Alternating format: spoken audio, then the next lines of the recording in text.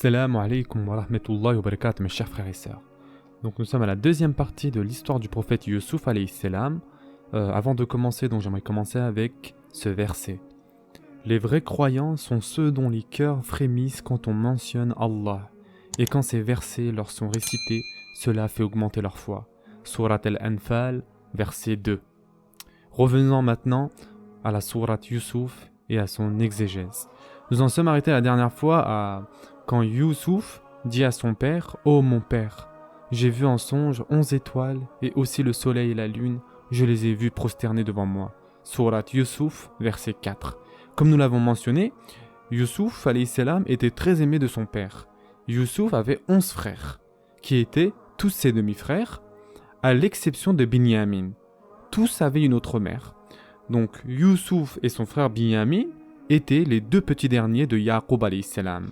Et donc les 10 autres frères, qui donc n'avaient pas la même mère que Youssouf alayhi salam et Binyamin, ils s'entendaient très bien, ils étaient très attachés les uns aux autres et travaillaient ensemble, tandis que les deux petits derniers étaient encore jeunes et ne pouvaient pas travailler. Comme nous l'avons déjà évoqué, les événements de cette histoire ont cours dans le sud de la Palestine, et l'histoire se terminera en Égypte.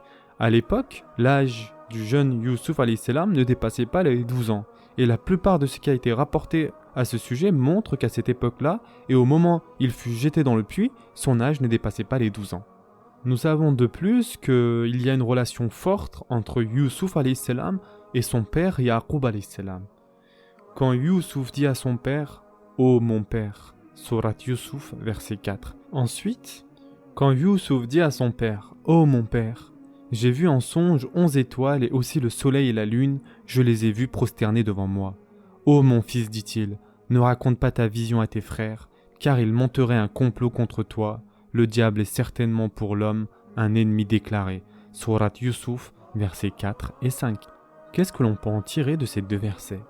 Nous voyons que Youssouf alayhi salam a raconté sa vision à son père en premier et non à sa mère, parce qu'il avait besoin de la sagesse du père. Et c'est une attitude qui nous fait défaut.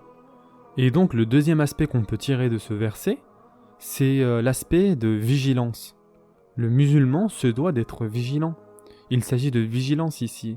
Elle constitue un aspect marquant de la sourate Youssouf. La vigilance est une caractéristique qui détermine le comportement du musulman. Ce qui ne veut aucunement dire que le musulman doit être mystérieux et énigmatique à un point qui le rende repoussant. Non, pas du tout. Le musulman est un livre ouvert normalement. Il se comporte avec les gens avec simplicité et affabilité. Mais il reste vigilant tout de même. C'est-à-dire qu'il applique le hadith du prophète sallallahu alayhi wa sallam qui dit « Aidez-vous pour la réalisation de vos affaires par la discrétion » ou autrement relaté « Aidez-vous par la réussite de vos affaires par la discrétion ». Cela signifie que nous ne devons pas tout raconter aux autres. Remarquez que c'est une leçon que Yaqub alayhi salam apprend à un enfant de 12 ans et qu'en plus, il lui demande de l'appliquer à l'égard de ses frères. Donc, concernant la vigilance, elle est évoquée aussi dans un autre endroit de la sourate Youssouf, et il dit « Ô mes fils, n'entrez pas par une seule porte, mais entrez par portes séparées. » Sourate Youssouf, verset 67. Il s'agit bien là d'une preuve de vigilance. Youssouf alayhi salam a été instruit par son père pour être vigilant, et cela depuis son plus jeune âge. La preuve en est qu'il a dit « Ô mon père », Ya Abathé, ce qui signifie qu'il a pris l'habitude de ne pas divulguer ses propos publiquement. C'est une moralité extrêmement importante. L'histoire de Youssouf alayhi salam ne nous prescrit pas seulement les pratiques religieuses, mais en plus, elle nous guide vers une certaine méfiance indispensable aux musulmans pour lui éviter les affronts. Ainsi, la vigilance est une autre moralité. Parlons maintenant de la sagesse de Yaqub alayhi salam. Pourquoi Yaqub alayhi salam a-t-il demandé à son fils de ne pas raconter sa vision à ses frères? Donc ceci pour deux raisons spécifiques. La vigilance par rapport à un complot de la part de ses frères, et deuxièmement, l'envie que les frères de Youssouf alayhi salam pourraient ressentir s'il apprenait la vision qu'il avait eue. C'est pourquoi Yaqub alayhi salam, voulant ménager les sentiments des frères de Youssouf alayhi salam, lui demanda de ne pas leur raconter son songe. Et c'est ainsi que Yaqub alayhi salam pressentit que si les frères de Youssouf alayhi salam apprenaient sa vision, ils ressentiraient une envie anormale. Cela signifie qu'il ne craignait pas uniquement pour son fils Youssouf alayhi salam, mais aussi pour ses autres enfants. Et là, on voit toute la sagesse du père et son intelligence. C'est-à-dire, Si vous ressentez qu'une parole est susceptible de provoquer l'envie des autres, il ne faut absolument pas la dire. Il n'y a aucune raison de susciter l'inimitié dans les cœurs. On retrouve donc un nouvel enseignement dans ce même verset qui parle donc des actes du diable. « Ô mon fils, dit-il, ne raconte pas ta vision à tes frères, car ils monteraient un complot contre toi. Le diable est certainement pour l'homme un ennemi déclaré. » Surat Yusuf, verset 5. Pourquoi Yaqub alayhi salam a-t-il établi le lien entre le complot de ses frères et le fait de dire « Le diable est certainement pour l'homme un ennemi déclaré » Ou encore, pourquoi le verset retient-il ce classement « le complot » puis ensuite le diable? La raison est toute simple.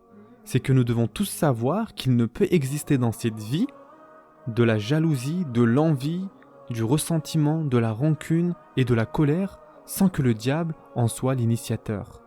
C'est le diable qui remplit donc le cœur de ressentiment, de rancune et de jalousie. Il y a bien des actions qui proviennent de la mauvaise foi de la personne elle-même, notamment l'envie de manger ou les désirs charnels ou encore celle d'établir une relation entre l'homme et la femme. Ces envies-là peuvent provenir aussi bien de la personne elle-même que du diable. Mais si vous ressentez que la colère s'empare de vous et que ceci devient incontrôlable, sachez qu'un diable vous manipule. Et si vous éprouvez un ressentiment envers une personne donnée, sachez qu'un diable vous y incite. Si vous découvrez en vous des sentiments de rancune, sachez qu'un diable vous manipule. Ainsi, le messager d'Allah sallallahu alayhi wa sallam recommande que celui qui se met en colère fasse ses ablutions. Quel est donc le lien entre la colère et les ablutions? Le prophète sallallahu alayhi wa sallam veut nous démontrer que la solution est pragmatique.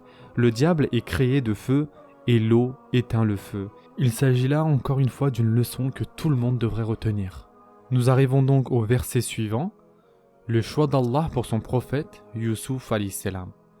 Ainsi, ton Seigneur te choisira et t'enseignera l'interprétation des rêves, et il parfera son bienfait sur toi et sur la famille de Yaqub, tout comme il l'a parfait auparavant sur tes deux ancêtres, Ibrahim et Ishaq, car ton Seigneur est omniscient et sage. Surat Yusuf, verset 6. Pour commencer, on peut se poser la question sur le lien entre le terme « ton Seigneur te choisira », yani te choisira, et le verset précédent.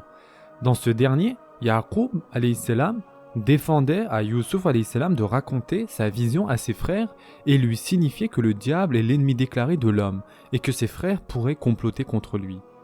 Maintenant, que pourrait ressentir un enfant de son âge à ce moment-là? Certainement beaucoup d'inquiétude et d'angoisse. Voyez maintenant comment le père a trouvé judicieux de commencer par l'avertir comme il l'a fait au début, puis de le rassurer en lui faisant la bonne annonce. Ainsi ton Seigneur te choisira et t'enseignera l'interprétation des rêves, et qu'Allah lui a en effet attribué un bienfait qu'il parfera. Tout cela pour le rassurer évidemment. Parmi les beaux termes du verset, ton Seigneur te choisira, que veut donc dire te choisira? Ce terme signifie il l'a choisi et l'a élu. Pour quelle destinée? Pour devenir prophète. Ainsi, Yaqub alayhi salam a compris à partir de la vision qu'il s'agissait d'une prophétie. Ensuite, encore dans le 6e verset, qui se termine par « Car ton Seigneur est omniscient et sage » Surat Yusuf, verset 6, pourquoi Allah a-t-il choisi ces deux caractéristiques pour terminer le verset? C'est pour nous démontrer que la distinction est une chose qui le concerne lui. Et là, je tiens à vous dire qu'à la fin de chaque verset qui s'achève par un des noms d'Allah, le nom évoqué a une relation directe avec le contenu du verset. Il se peut qu'on ne se rende pas compte la plupart du temps, et la phrase « car ton Seigneur est omniscient et sage » est extrêmement importante dans la mesure où elle montre que le choix d'Allah revient à lui seul, de par sa connaissance et sa sagesse, parce qu'il sait ce que nous ne savons point. C'est ainsi que nous devons de méditer sur les fins de versets, et si vous décidez d'apprendre le Coran, tâchez d'établir le lien entre le contenu des versets et leur fin. Terminons maintenant le verset 6.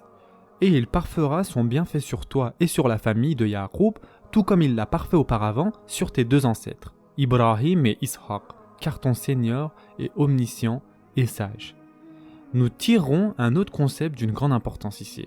Remarquez que Yaqub alayhi salam rappelle à son fils le bienfait d'Allah sur son grand-père Ibrahim, bien que Ibrahim soit l'arrière-grand-père de Yusuf alayhi salam.